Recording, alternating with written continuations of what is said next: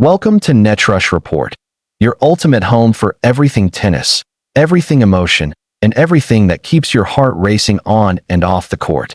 If you live for deep dives into the stories behind the matches, the rivalries, and the human moments that make sports unforgettable, you're in the right place. Make sure you subscribe, hit that bell, and join our community. Because here, it's never just about tennis. It's about the people who play it. When Naomi Osaka arrived in Montreal for the 2025 National Bank Open, there wasn't a huge spotlight on her. Ranked number 49 in the world, her name had been absent from the business end of big tournaments for far too long. Her last WTA 1000 final? The 2022 Miami Open. Her last big title? Even further back. Many wondered if Osaka's prime years had already passed her by. But what unfolded in Canada was nothing short of a sporting rebirth. In the first round, she breezed past her opponent.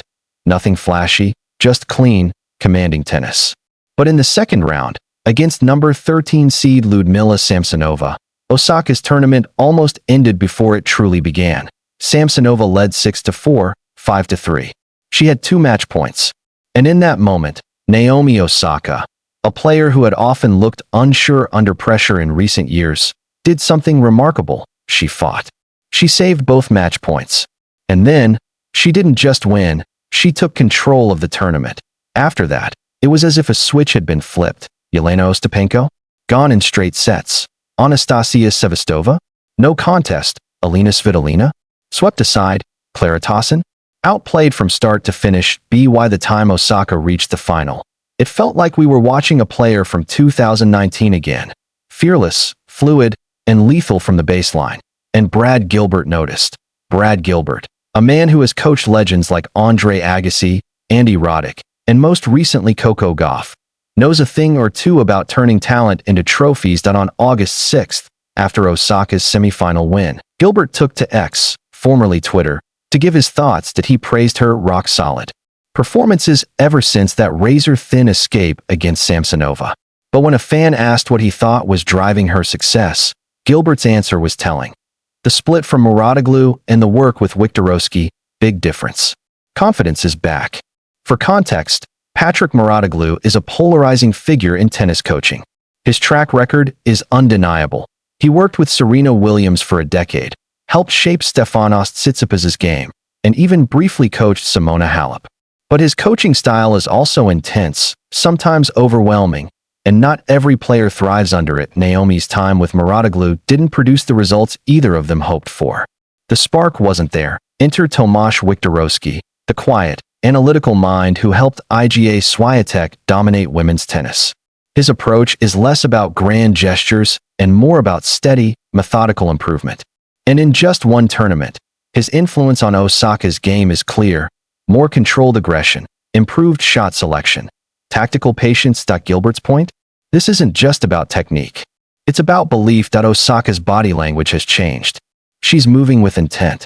She's not second-guessing herself between points. She's not dwelling on mistakes. In tennis, confidence isn't just an accessory, it's the engine. And right now, Naomi's engine is roaring. The final in Montreal isn't just a clash of talent.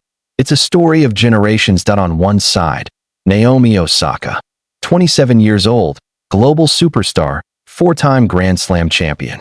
On the other, Victoria Mboko, 18 years old, Canadian rising star, playing the biggest match of her young career against her hero. 4 years ago, Mboko was a teenager being interviewed about her dreams. She named Naomi Osaka as her idol. Fast forward to 2025. She's about to face her in a WTA 1000 final. When Osaka was told about this in her post-semi press conference, she admitted she was shook. It's a bit surreal. I remember being in her position, looking up to players, and now to be the one she's looking up to, it's humbling. But when we step on court, I have to compete like she's any other opponent. This dynamic adds layers of complexity. From Mboko, there's the challenge of separating admiration from competition. Facing your idol isn't just about tactics, it's about controlling your emotions. For Osaka, there's the responsibility of setting the tone. She knows the cameras will capture every handshake, every exchange, every look, and the stakes couldn't be higher. If Osaka wins, she jumps from number 49 back into the top 20.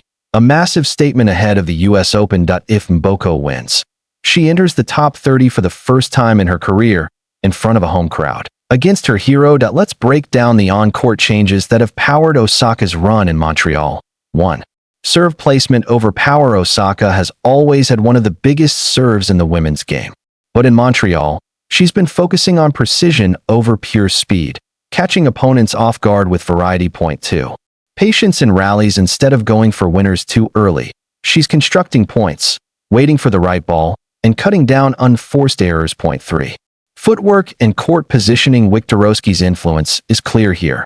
Osaka is stepping into the court more, taking time away from her opponents, and moving laterally with greater efficiency. 4. Emotional control. Even when down against Samsonova, Osaka didn't panic. This mental stability has been missing in recent years, and its return is perhaps the biggest change of all. If Osaka is truly back, the ripple effects on the WTA are huge. Her rivalry with players like Swiatek, Gauff, Sabalenka, and Rybakina could ignite again. And with the US Open just weeks away, this Montreal run might be the spark that lights another slam-winning campaign. Brad Gilbert's comments aren't just analysis, they're a warning. The Osaka that dominated hard courts might be returning, and the tour should take notice. Naomi Osaka's Montreal run is more than just a deep tournament finish. It's a reminder, to herself, to her fans, and to the tennis world, that greatness doesn't disappear. It might fade, it might stumble, but it can always return. Whether she lifts the trophy against Victoria Mboko or not, this week has already changed the conversation around her. From number 49 to possibly top 20 in 1 week.